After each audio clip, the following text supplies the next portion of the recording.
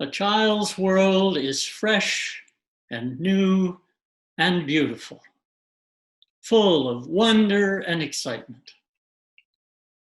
If you have spent much time around young children, especially very young children, you have witnessed the truth of this statement. These words, as Carolyn mentioned a few moments ago, come from Rachel Carson's book, The Sense of Wonder. The book was published in 1965, a year after Carson's death. The main ideas and themes contained in The Sense of Wonder came from an article Carson wrote 9 years prior to the book's publication. That article, titled Help Your Child Wonder, appeared in the July edition of Woman's Home Companion, a magazine that, at the time, was widely available in this country. I was just 4 years old when that article came out. From the tiny bits of memory I have of that time in my life, I recognize that what she wrote was true for me back then. Back then, the world was fresh and new and beautiful. It was full of wonder and excitement. In preparing for this service, I found myself recalling various bits of memory from my early life. As these bits of memories flitted in and out of my consciousness, I realized that my perception of the world is very different now. Since the first case of COVID-19 was identified in Montana in the spring, the world hasn't seemed as fresh or new or beautiful as it did when I was younger. Over the past several months, instead of feeling wonder and excitement about life and the world, I have frequently found myself experiencing feelings of concern, sadness, worry, and anxiety. From my contacts with a good number of you, I know that such feelings are common lately. Given the current state of affairs in our country and in the larger world, having such feelings is both normal and appropriate. That said, if a person becomes engulfed in feelings of concern, sadness, worry, and anxiety, they may find themselves caught in a downward spiral, a spiral that can leave a person drained of, or at least cut off from, feelings of joy, hope, or even love. Such a spiral can lead to significantly harmful consequences. Weeks ago, I recognized that the intensity and the pervasiveness of the feelings I was experiencing put me on shaky ground. I knew I needed to do something to shift my focus, lift my spirits, and find a stable and solid foundation again.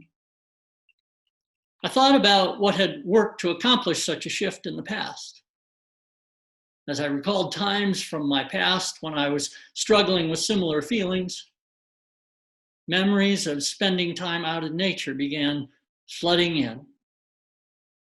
Like Rachel Carson and many other people, nature has always been a place of wonder for me. Somehow, being out in nature seems to blow away my worries and sadness. Being in nature washes away my concern and my anxiety. Spending time in nature has a way of nourishing me. If I'm able to spend enough quality time in nature, I always find myself feeling renewed and ready to face whatever life is bringing or throwing my way. Recalling memories of spending time in nature helped me realize just what I needed to do. I needed to take some vacation time and immerse myself in the out of doors. So in August, my wife, Sandy, and I headed off to a Forest Service cabin in the Highland mountain range northeast of Twin Bridges. The cabin isn't all that far away. It took us less than 2.5 hours to get there. The final stretch of the trip, up a Forest Service road off Highway 41, was the longest part of the journey. That 15 miles took more than an hour to drive. We only spent 3 days at the cabin, but it seemed like much longer. After the sun would go down, we would stand outside in the pitch dark, looking up at the stars and the night sky. There were no city lights obscuring our view as we watched the Perseid meteor shower. As I stood there, watching the streaks of light flash across the sky, I recalled seeing shooting stars when I was a child. I began to feel the wonder and the awe that I felt back then. Standing there with my head tilted back, I recalled a quote from Albert Einstein. The most beautiful and deepest experience a man can have is the sense of the mysterious. It is the underlying principle of religion, as well as all serious endeavor in art and science. He who never had this experience seems to me, if not dead, then at least blind.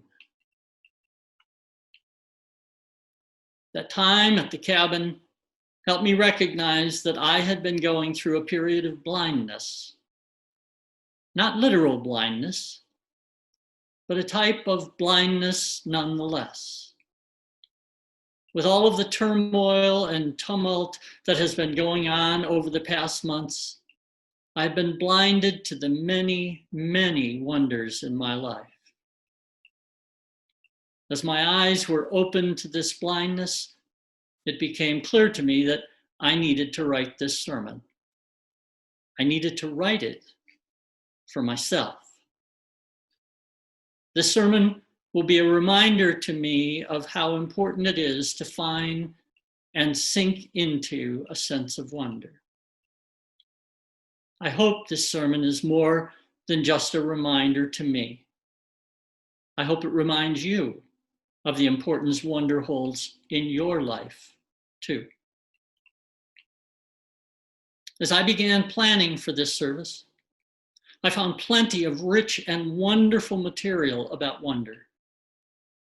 Rachel Carson and Albert Einstein were just two of the people who have written about the importance that a sense of wonder can and does have in our lives. The importance wonder plays for us as humans has been written about for centuries by a vast array of people. It has been written about by scientists, novelists, and poets, and by those who have deep religious convictions, as well as by those who have little or even no use for or appreciation of religion. I want to share some of the quotes I found. These quotes spoke to me, and I hope they speak to you as well.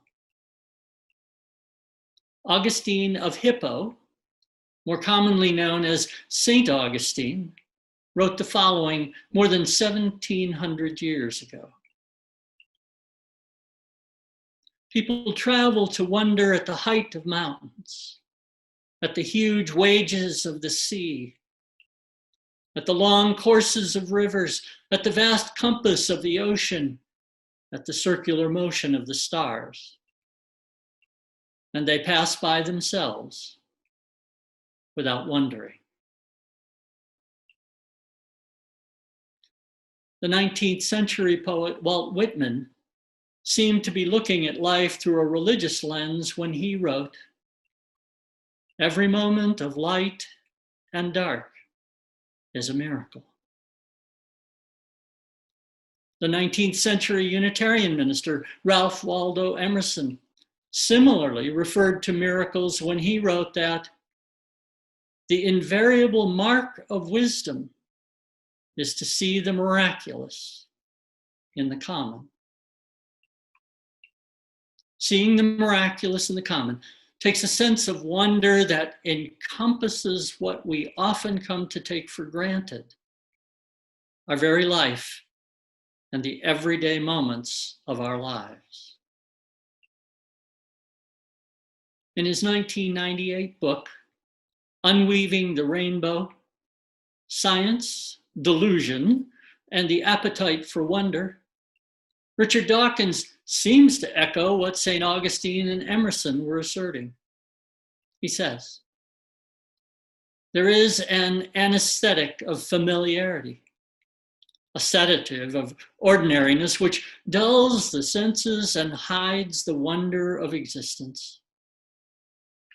For those of us not gifted in poetry, it is at least worthwhile from time to time making an effort to shake off the anesthetic. What is the best way of countering the sluggish habituation brought about by our gradual crawl from babyhood? We can't actually fly to another planet, but we can recapture that sense of having just tumbled out to life on a new world by looking at our own world in unfamiliar ways. By looking at the common or familiar elements of our own world in unfamiliar ways, we gain new insights. Insights that often lead to wisdom. Dawkins, who is a scientist and an avowed atheist, puts a very high value on both science and wonder. He writes, the feeling of awed wonder that science can give us is one of the highest experiences of which the human psyche is capable. It is a deep aesthetic passion to rank with the finest that music and poetry can deliver. It is truly one of the things that make life worth living, and it does so, if anything, more effectively if it convinces us that the time we have for living is quite finite.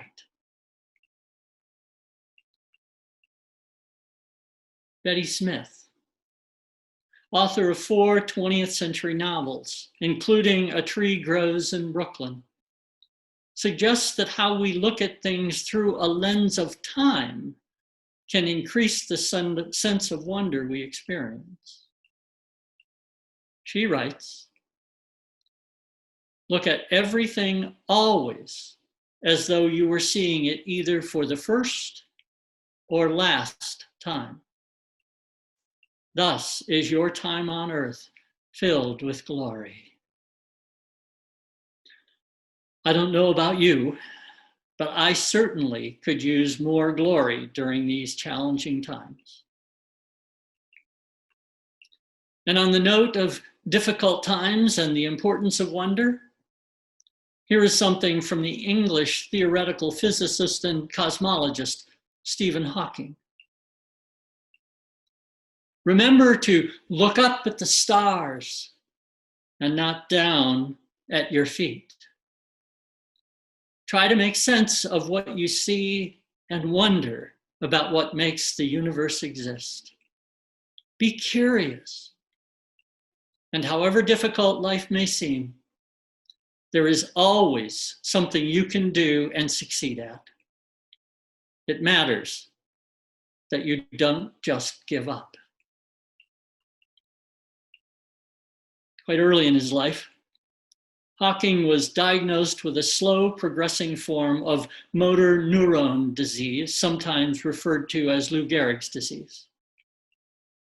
He spent a significant portion of his life confined to a wheelchair as the disease slowly robbed him of the ability to control his muscles.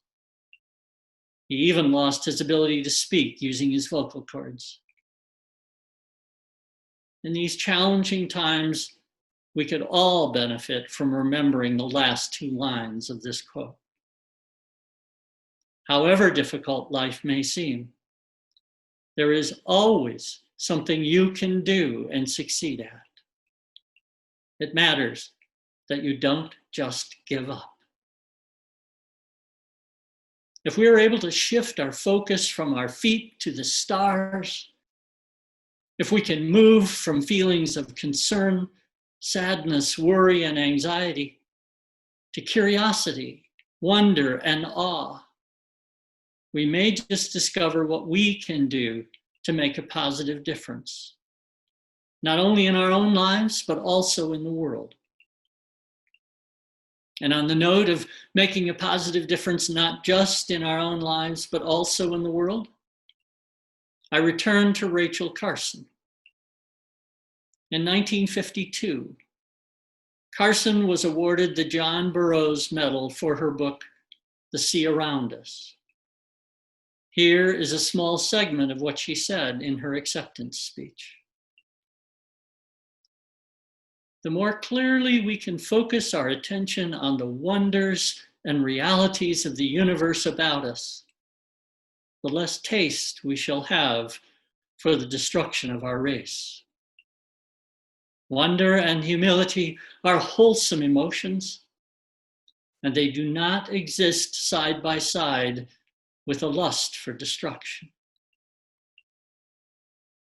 I believe she is correct when she claims that a lust for destruction cannot exist side by side with wonder and humility. My recent time staring up into the night sky, along with the eloquent words of Carson, Einstein, St. Augustine, Whitman, Emerson, Dawkins, and Hawking, have helped me re-engage my sense of wonder. I remember now how vital a sense of wonder is to my well-being. So in the days ahead, I intend to focus my intention, as best I am able, on the wonders and the realities that are present every day of my life. I will seek out wonder wherever I can find it. From my past experiences involving awe and wonder, I am confident that the more wonder I experience, the more humility I will feel. And from a place of wonder and humility, I will seek to find what I can succeed at as I strive to address the challenges that we face today. It is my hope that from what I have shared with you this morning, that you will be moved to join me in discovering again the benefits of feeling a deep and abiding sense of wonder. So may it be.